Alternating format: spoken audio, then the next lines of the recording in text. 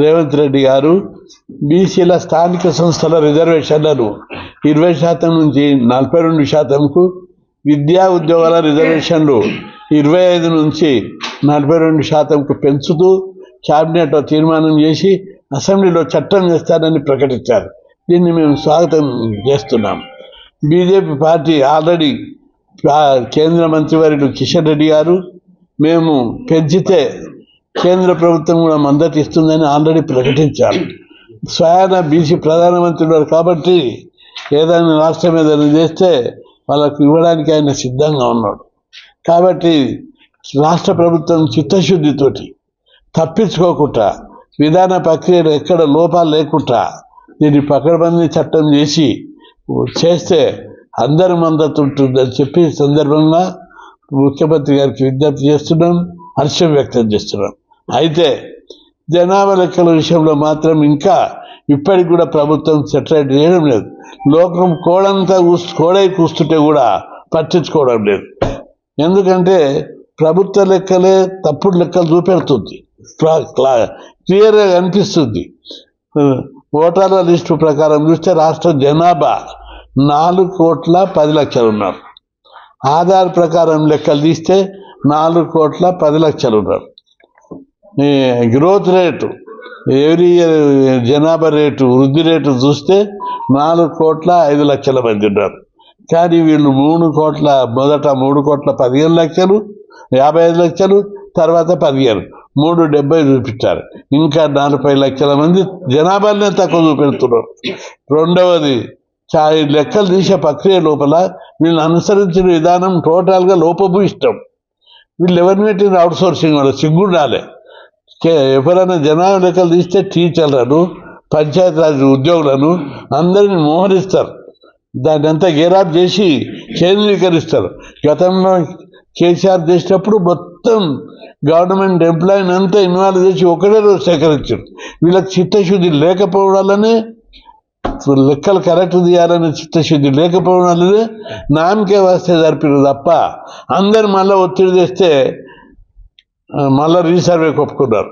Resurvey ఎట్లా చేయాలి? మళ్ళీ రీసర్వే ఇంటింటికి పోయి పకడ్బందీగా జరపాలి. ఏది ఆన్లైన్లో టోల్ ఫ్రీ నెంబర్ ఇచ్చి రీసర్వే చేస్తారు. సిగ్గుందా వీళ్ళకు?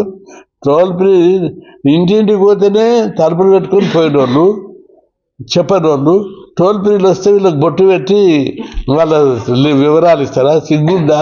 కాబట్టి ప్రభుత్వం ఇప్పటికైనా తన మైండ్ సెట్ మార్చుకోవాలి. రెండవది, అనుసరించిన విధానమే ప్రధాన విషయం లోపల తప్పుడు విధానం. కొచ్చనీరు 77 పాయింట్లు అడుగుతారు. సిగ్గుండాలి అడగనికే. వాళ్ళకి కావాల్సింది కులాల వారి లెక్కలు కావాలి. 77 ప్రశ్నలు ఎందుకు? ఒక్కొక్క ఇంటికి పోయి గంట కూర్చుంటే వీళ్ళు అడగేయాలని పోయిన వాళ్ళందరూ సర్వే వాళ్ళు రూమ్లలో కూర్చొని టిక్కులు కొట్టారు.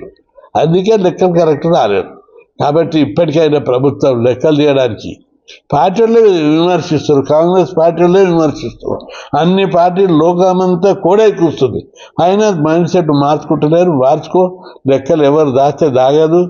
కాబట్టి ముఖ్యమంత్రి గారు, మీరు జనాభా లెక్కలు రిజర్వేషన్ వెళ్తేనే ముందుకు వచ్చినప్పుడు ఇవి లెక్క కాదు, లెక్కలు ఇంకా సెటిలైట్ చేయడానికి ట్రై చేయాలని చెప్పి ఈ సందర్భంగా నేను విజ్ఞప్తి చేస్తున్నాను. అదని కొందరు వ్యాఖ్యానించడం దురదృష్టకరం. స్కాలర్షిప్లు, ఫీజు రియంబర్స్మెంట్, హాస్టళ్ళు, గురుకులాలు, ఇది విద్యా హక్కు కోసం. ఒక బీసీ కులాలు నోచుకోని కులాలు చదువుకుంటేనే అన్ని రంగాలు అభివృద్ధి చెందుతారని ఒక విజన్ తోటి, ఒక ఎజెండా తోటి ఈ ఉద్యమాన్ని చేపట్టాం. ఏదో ఒక ముఖ్యమంత్రి పదవి వస్తేనే కాదు, ముఖ్యమంత్రి పదవి కావాలి. కానీ ముఖ్యమంత్రి ఉన్న రాష్ట్రాల్లో కూడా ఇవి లేవు ఈ స్కీములన్నీ. ఉత్తరప్రదేశ్ ముఖ్యమంత్రులు 30 ఏళ్ల నుంచి ఉన్నారు. బీహార్లో ముఖ్యమంత్రులు 30 ఏళ్ల నుంచి ఉన్నారు. కర్ణాటకలో బీసీ ముఖ్యమంత్రులు 30 ఏళ్ల నుంచి ఉన్నారు. తమిళనాడులో 50 ఏళ్ల నుంచి ఉన్నారు. అక్కడ హాస్టళ్ళు ఉన్నాయి. 6,000 హాస్టళ్ళు ఉన్నాయా? మన దగ్గర ఉన్నట్టు 1,500 గురుకుల పాఠశాలలు అక్కడ ఉన్నాయా? ఎందుకు పెట్టలేదు? అక్కడ కూడా పోయి కొట్లాడతా. అక్కడ కూడా నా బీసీలు ప్రతి ఇంట్లో చదువుకోవాలి. నా బీసీలు ప్రతి ఒక్కరు చదువుకొని పైకి రావాలి, కలెక్టర్ కావాలి. లీడర్లు అయితే ఎంతమంది అయితే? ముఖ్యమంత్రి అయితే ఒక్కడు, ఎమ్మెల్యేలు అయితే 200. కానీ ప్రతి ఒక్కరిని డెవలప్ కావాలంటే ఏం కావాలి? చదువు కావాలి. అదో నేను చేసింది రాజకీయ ఉద్యమం కాదు, నేను చేసింది సంఘ సంస్కరణ ఉద్యమం. భూములు అమ్ముతారు అంటున్నావు, గచ్చిబౌల 30,000 కోట్లకు భూమి అమ్ముతా. ఇక సిటీలో చాలా చోట్ల రేస్ కోర్సులో 170 ఎకరాలు ఉంది, మలకపేటలో 50 ఎకరాలు ఉంది, ఇంకా అనేక చోట్ల భూములు ఓల్డ్ సిటీలో అక్కడ ఇక్కడ 100 ఎకరాల భూములు ఉన్నాయి. అవన్నీ అమ్ముతా అంటే అమ్మే అధికారం ప్రభుత్వానికి లేదు. ఇది దేవుడిచ్చిన ఆస్తి, ప్రజల ఆస్తి. అది ఈరోజు నువ్వు అమ్ముకొని తింటే భావితరాలకు ఏముంటుంది? ఇప్పటికే ఈ ప్రభుత్వం బీసీలను తొక్కి పెడుతుంది, అన్యాయం చేస్తుంది అనడానికి ఓ ఎగ్జాంపుల్ చెప్తా. ప్రభుత్వ ఆఫీసులకు కానీ, హాస్పిటల్స్ కానీ, స్కూళ్ళకు కానీ అన్నిటికీ ఏమున్నాయి? సొంత భవనాలు ఉన్నాయి. కానీ బీసీ హాస్టళ్లకు ఒక్క 300 సిటీలోనే 120 హాస్టళ్ళు ఉన్నాయి. స్టేట్ వైడ్గా 320 హాస్టళ్ళు ఉన్నాయి. ఒక్కదానికైనా మీరు సొంత భవనం కట్టారా 20 ఏళ్ళని నేను అడుగుతున్నా. బీసీ గురుకులాలు 320 గురుకులాలు ఉన్నాయి, 6 లక్షల మంది చదువుకుంటున్నారు. ఒక్కదానికైనా సొంత భవనం కట్టారా? మీకు క్వార్టర్లు ఉంటాయి, ఎమ్మెల్యే క్వార్టర్లకు కేసీలు ఉంటాయి, మంత్రుల క్వార్టర్లకు వాచ్మెన్లకు కూడా రూములు ఉంటాయి, కుక్కలకు కూడా రూములు ఉంటాయి. మా చదువుకునే పిల్లలు ఇంజనీరింగ్, మెడిసిన్ వాళ్ళంతా భారత పౌరుడు, భవిష్యత్తులో ముఖ్యమంత్రి అయ్యేటోళ్ళు నన్ను మా హాస్టల్లో మా బీసీ పిల్లలు. ఇవి ఎప్పుడు ఇదే ఉండేది, రాజ్యం వస్తుంది మా రాజ్యం. కాబట్టి హాస్టల్ ఎందుకు కట్టలేదని నేను సూటిగా ప్రశ్నిస్తున్నా.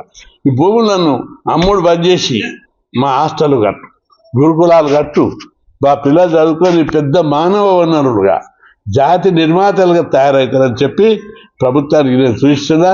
దీన్ని విమర్శగా తీసుకోకుండా పాజిటివ్ సూచనగా తీసుకొని హాస్టళ్ళకు అన్నింటికీ సొంత భవనాలు నిర్మించాలి. లేకపోతే ప్రభుత్వంతో యుద్ధమే చేస్తాం. బీసీ సంఘాలు, కుల సంఘాలు మన పిల్లలు అష్ట కష్టాలు పడుతుంటే మీరు కావాలి, ఎమ్మెల్యేలు కావాలి, రాజకీయ నాయకులు కావాలి. కానీ మన పిల్లలు కూడా మంచిగా మన కులపలు చదువుకోవాలి. ఇంజనీర్లు, డాక్టర్లు కావాలి, కలెక్టర్లు కావాలి. వాళ్ళకు తిండి సరిగా లేదు. రూమ్లలో ఒక్కొక్క రూమ్లో బందెల దొడ్డు కొట్టినట్టు 20 మందిని కొట్టిర్రు. వాళ్ళ కష్టాలు మనం పట్టించుకోవాలి. ఎప్పుడు ఎంతసేపు పదవులు ఉండని, పదవులు కావాలి, డబ్బులు కావాలి. మీరు అందరూ అభివృద్ధి చెందాలని కోరుకుంటున్నాం, కొట్లాడుతున్నాం. కానీ బీసీ పిల్లలందరూ హాస్టల్లో సొంత భవనాలు నిర్మించాలని చెప్పి ఈ సందర్భంగా గుర్తు చేస్తూ, పంచాయతీరాజ్ రిజర్వేషన్ల కోసం 1980లో కొట్లాడినా. ఇప్పుడు మాట్లాడే వాళ్ళు ఎవరు కూడా ఉట్టలేదు. అప్పుడు కొట్లాడి రామారావుతో 20% పెట్టించారు. అప్పుడు సర్పంచ్ తప్ప అన్నిట్లో పెట్టారు. మళ్ళీ విజయభాస్కర్ అట్లా మళ్ళా కొట్లాడి పోరాటాలు చేసి ఉద్యమాలు చేసి విజయభాస్కర్ రెడ్డి గారితో 34 తెచ్చిపించాం. తర్వాత సుప్రీంకోర్టు తోటి గొడవలు అయ్యి మళ్ళా గత ప్రభుత్వాలు దీన్ని తగ్గించారు. కాబట్టి ఈ రిజర్వేషన్లను పెంచడానికి ముందుకు వచ్చినందుకు హర్షం వ్యక్తం చేస్తూ, దీన్ని రాజ్యాంగ సవరణ కోసం ప్రభుత్వం తప్పనిసరి పకడ్బందీ చర్యలు తీసుకోవాలి. ఆల్రెడీ కేంద్ర మంత్రివర్యులు కిషన్ రెడ్డి గారు, సంజయ్ గారు, మేము కేంద్ర ప్రభుత్వ పరంగా మేము మద్దతు ఇస్తాం, బీసీ సంఘాలతో సమావేశం ఏర్పాటు చేసేది హామీ ఇచ్చారు. కాబట్టి కేంద్ర ప్రభుత్వం కూడా మద్దతు ఉంటుంది. ఎక్కడో దగ్గర తెగాలి పంచాయతీ. కర్ణాటకలో కొట్టేస్తారు, మహారాష్ట్రలో కొట్టేస్తారు, తమిళనాడులో అసలు పెట్టారు. అందుకే ఈ పంచాయతీ ఎడతెగని పంచాయతీ అయింది. ఈ రిజర్వేషన్లను ఎక్కడో దగ్గర 2 బీహార్లకు గొడవ అవుతుంది, అంతటా అన్ని రాష్ట్రాలకు గొడవల. మేము తమాషా ఉందా? బీసీలంటే బిచ్చగలరా? మా వాట మేము అడుగుతున్నాం. మేమేం శత్రుత్వంతో అడుగుతున్నాం. మా వాట మాకు ఇవ్వాలి. మీరు అగ్రకులాలకేమో అడగందే 10% పెడతావు, వాళ్ళకేమో తక్కువ మార్కులు వచ్చేవాళ్ళకి జాబ్లు వస్తాయి. ఇక్కడ ఉన్న రజకులకు, న్యాయ బ్రాహ్మణులకు, మీ బట్టలు ఉతికేటోళ్లకు, మీ కటింగ్ చేసేటోళ్లకు, మీ సేవ చేసేటోళ్లకు, మీ ఊడిగం చేసేటోళ్ళకేమో 70 మార్కులకు జాబ్ రాదు. మీరు ఇంట్లో బంగ్లాల మీద పడేటోళ్లకు 50 మార్కులకు జాబులు వచ్చాయి. ఇదేనా ఈ దేశంలో న్యాయం అని చెప్పి నేను ప్రశ్నిస్తున్నా. అందుకే ఈబీసీ రిజర్వేషన్ల విషయం లోపల ఒకసారి రీథింక్ చేయాలని చెప్పి కేంద్ర ప్రభుత్వాన్ని హెచ్చరిస్తూ, బీసీల విషయం లోపల జనాభా ప్రకారం రిజర్వేషన్ పెంచాలని డిమాండ్ చేస్తూ ఈ నెల 18-19 చలో ఢిల్లీ ప్రోగ్రాం పెట్టి మహిళలకు చట్టసభల్లో సబ్కోట కల్పించాలని చెప్పి పెద్ద ఎత్తున ఢిల్లీలో రౌండ్ టేబుల్ సమావేశం ఏర్పాటు చేయడం జరిగింది. ఆ కార్యక్రమానికి అందరూ రావాలని విజ్ఞప్తి చేస్తున్నారు.